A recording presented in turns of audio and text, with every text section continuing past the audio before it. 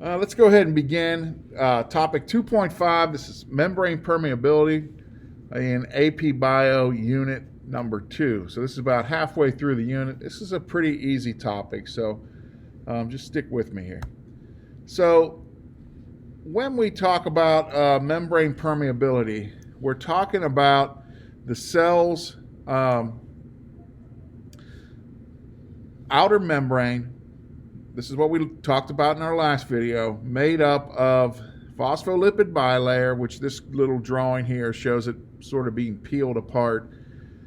You've got your hydrophilic heads and your hydrophobic tails. Remember, these are self-arranging, so you can disturb this and it'll set back up. Some of the major components we also covered yesterday was these cholesterol molecules, which are mainly found in the hydrophobic areas, and we also have different proteins. So there are some things on the surface, like these short little sugar chains here that usually are receptors, or they are ways to for cells to identify themselves to one another. So just a little bit of review there, a little bit of review. Let's move on to the next part here. So what we have here is,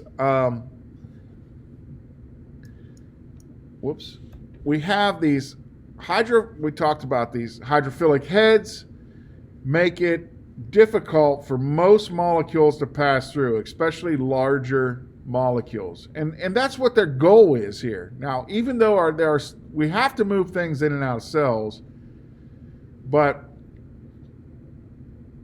we don't want that to just happen freely. So this membrane really stops things from moving in and out of the cell sort of freely.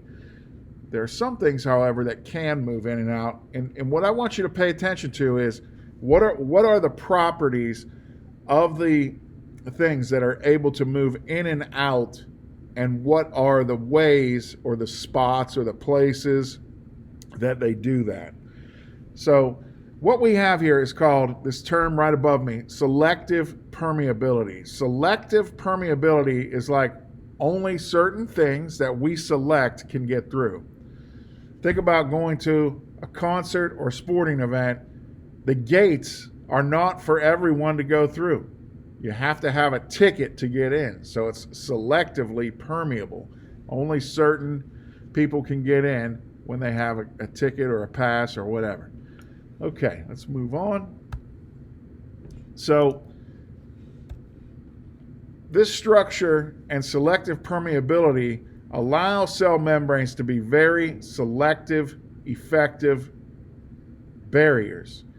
So using selective permeability, they separate the internal environment from the external environment. Okay, so these two things really, this external and internal environment, these have to be really tightly controlled so we can have different chemical reactions happening in controlled ways. Okay, so this is a big review of 2.4. We said that this membrane is a fluid mosaic, which means that, say, this particular phospholipid, it can float around in here and move to different places. There are ways we can slow that down, but that idea that these things are fluid creates permeability for some things, okay? And if I say it's for some things, that means it's selective. Okay, so what can and cannot get through, all right? So if you look up here, we have these two boxes that show what can and cannot get through. Molecules that are small, non-polar, are able to cross through the membrane. Now, if you think about it, this polarity, these molecules align to water because they're polar on one end and nonpolar on the other. So they have to be small because if they're big, they're not going to be able to find sort of cracks to get through that fluid mosaic. And they have to be nonpolar because if they're polar, they're going to be sort of repelled or attracted by the different chemical properties of these phospholipid bilayers. So that means things like nitrogen, oxygen, and CO2 are able to freely pass through the membrane because they're not repelled by the heads. And remember, the heads are polar. So this side is polar. So they can go through this because they're non-polar. It's kind of like a magnet doesn't stick to paper. So paper can go right by the magnet. Whereas, let's say you have another magnet, it's either going to attract and stick up here or it's going to be repelled. So that makes it a barrier or selective, large, polar, or ionic molecules cannot get through. So that's part of selective permeability. And remember, these aren't going, this is a membrane protein right here. So this membrane protein might allow other things that are big and polar to go through. We're talking about molecules that are just sort of slipping by phospholipids. Okay, so these guys are maybe going down through here. Okay, so important to know, I'm going to ask you questions about a particular substance is small and nonpolar. How is it going to get into? So those are the kind of things I'm going to ask you. Or a scientist comes up with a new drug. The drug is large and polar. What are some problems they're going to have with getting it into? See what I mean? You're going to have to know those kinds of things to be able to deal with and interpret different situations on exams and tests. Okay, so hydrophilic substances, like we just talked about, they that are large and polar and ions cannot pass throughly. They have to go through some sort of embedded protein. So if you want to do something like this, it's going to take a transport protein. Okay, and this is just an example one. Everybody keeping up? Slow down? My rate good? Okay, I'm getting some thumbs up.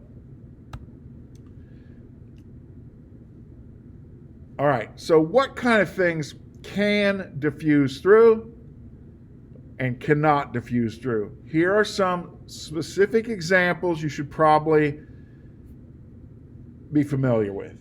Oxygen can go through, okay?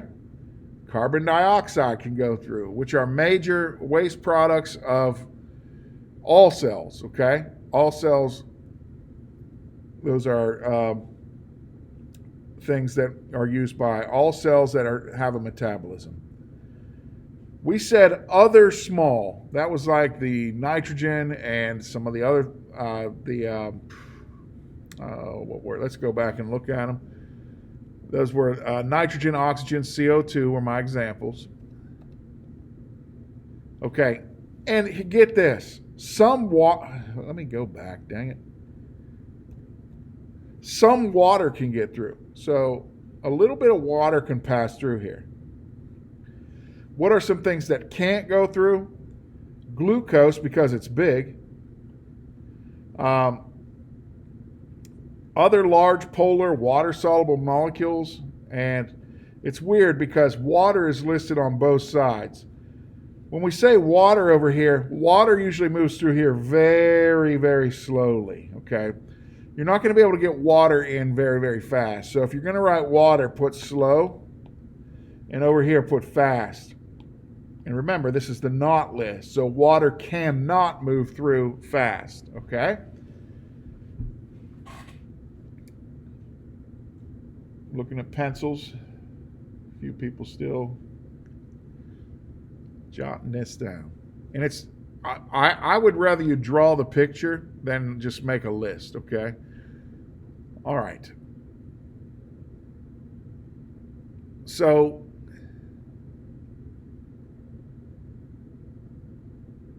we are going to talk a little bit about water specifically here. Water goes through in small amounts. We just said that, okay? And that is what we call osmosis. So just make sure you know movement of water through the cell membrane, that's osmosis. And that's where you're going to get into terms like hypertonic, hypotonic, isotonic, where water goes toward usually the higher concentration. And again, we'll cover that in a lot more detail in 2.8.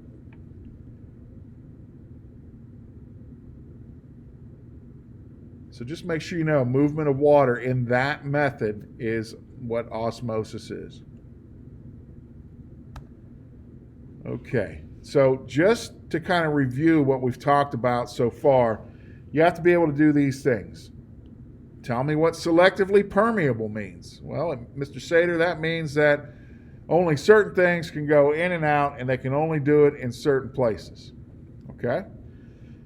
You need to tell me how phospholipids affect that. Well, they're polar, so they're not going to let other polar things come through.